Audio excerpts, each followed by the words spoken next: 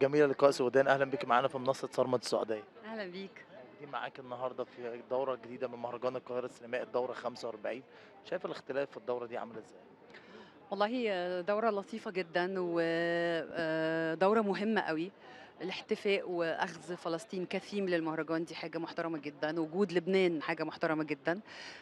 ده دليل إن إحنا ما بننفصلش عن الواقع اللي إحنا عايشين فيه واللي عايشة فيه المنطقة العربية كلها. فعاليات كتير، ندوات مهمة، master classes هايلة، أفلام بتترمم، بتتعرض، أفلام جديدة، أفلام مستقلة، أفلام قصيرة، حاجة هايلة بصراحة. تكريم أحمد عز وأستاذ يسري نصر الله، يعني شايفة التكريمين دول الاتنين دول عاملين إزاي لأ، بالنسبة لِك؟ طبعًا تكريم أحمد عز تكريم مستحق، راجل تعب على نفسه واشتغل على نفسه كويس جدًا وحقيقي يستاهلوه. أستاذ يسري نصر الله طبعًا مخرج لا غبار عليه، عنده خبرة كبيرة جدًا وعنده أعمال كتير مهمة، فحقيقي يعني أنا حاجتين مبسوطة بيهم أوي.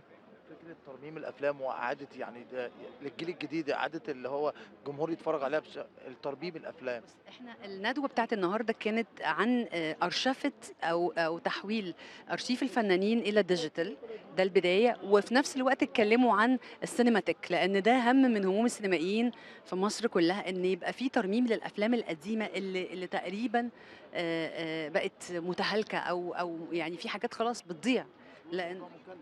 مُكلِّف طبعًا، بس ما هو إحنا بلد كبيرة، يعني نرمي تراثنا، نرمي تاريخنا، حتى لو هو مُكلِّف.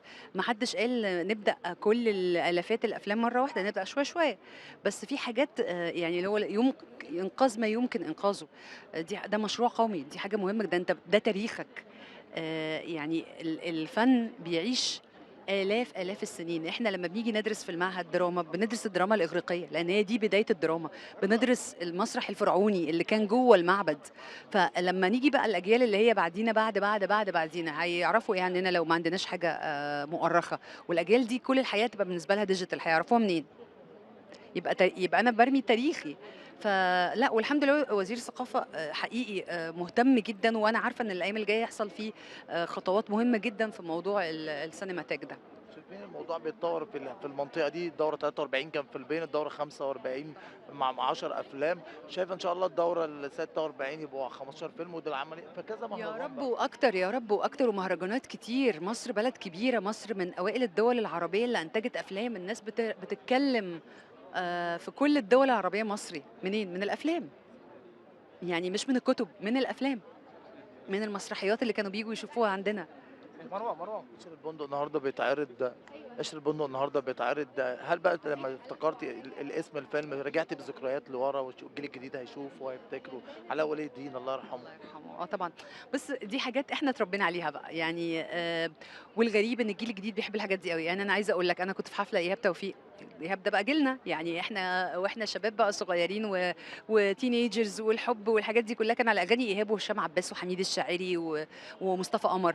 لمّا رُحت الحفلة، الشباب الجديد الصغير حافظ أغاني إيهاب وبيرجع يسمعها. بنتي عندها 20 سنة بتسمع إيهاب، بتسمع مصطفى قمر الأغاني القديمة. فدي حاجة بسطتني جدًا. فالمهم إن إحنا نحافظ بقى على التاريخ ده. في شخصية تاريخية نفسِك تقدميها؟ آمم، مش في بالي حد دلوقتي. يعني بتحبي الأعمال التاريخية وحاسة النوعية دي من الدراما؟ تاريخية أصلًا لغة عربية كتير جدًا، بس أيوه إحنا دلوقتي ما بقاش عندنا أعمال تاريخية شايفة للأسف. إن الدراما في مصر تحتاج لإعادة الأعمال التاريخية مرة أخرى؟ طبعًا محتاجين إعادة أعمال تاريخية، ومحتاجين إعادة أعمال دينية، ومحتاجين يعني هيحصل والله. أنا عندي أمل يعني شوية، شوية، لإن إحنا جات علينا فترة وقعنا، بس الحمد لله قُمنا وهنقوم وهنبقى أحسن، بس شوية وقت. ترنداتِك على كرسي المذيع بقى واخدة منطقة شايفة ده إزاي كرسي المذيع عشان الجمهور شافِك بشكل مختلف، والحمد لله التجربة نجحت من البداية كده وكل يوم بقى ترندات، ده لقاء سودان النهارده جايبة واحد هتعمل فيه كذا، بس انطباع عنِك شريرة بقى. أقسم بالله ما عملتش ده. لأ، ده هو الولد اللي عايز. وبعدين هو طلع بعد كده الناس ما كمّلتش الفيديو للآخر. هو كان بيمثل، هو بيحب الtrend، فهو جاي قاصد يعمل trend. أنا اللي ما كنتش واخدة بالي إني ما شُفتلوش حاجة قبل كده. أنا بس دخلت عنده على الprofile بتاعه قبل ما ييجي، طبعًا شُفت قد إيه هو عامل حاجات، فيديوهات غريبة، جايبة أرقام غريبة. وبعدين مش ده بس، ما أنا جِبت ناس، عملت مناظرة مهمة جدًا مع حد بيقول إن الوحي بيتنزّل عليه. جِبت ناس عندهم كانسر، جِبت ناس عندهم متلازمات أول مرّة يظهروا على التلفزيون معايا. جِبت ناس فجأة ترندات كانوا مش يعني ما ظهروش مع حد، الحمد لله ظهروا معايا. انا احتكاكي بالناس يعني حقيقي حبيته قوي قوي، والناس شافتني بشكل مختلف خالص، لان الفنان ما بيبقاش ظاهر منه كل جوانبه، بيبقى ظاهر بس الشخصيه اللي هو بيعملها، لكن في البرنامج الناس شافت لقائي الحقيقي. هل البرنامج يعني أضاف للقاء سودان اللي هي تتطلع على عالم آخر ما كانتش تعرف عنه حاجة، ترندات وتخش في مناطق تانية بعيدة عن الفن؟ لا على فكره الترند ده انا دايما بقول كلمه كده معروفه ليا، وحتى بقولها دايما في البرنامج: لعنه الله على الترند. لان الترند خلى ناس كتير جدا يجي لها هوس، ناس كتير جدا بقت تعمل حاجات ما ينفعش ان حد يعملها عشان تبقى ترند.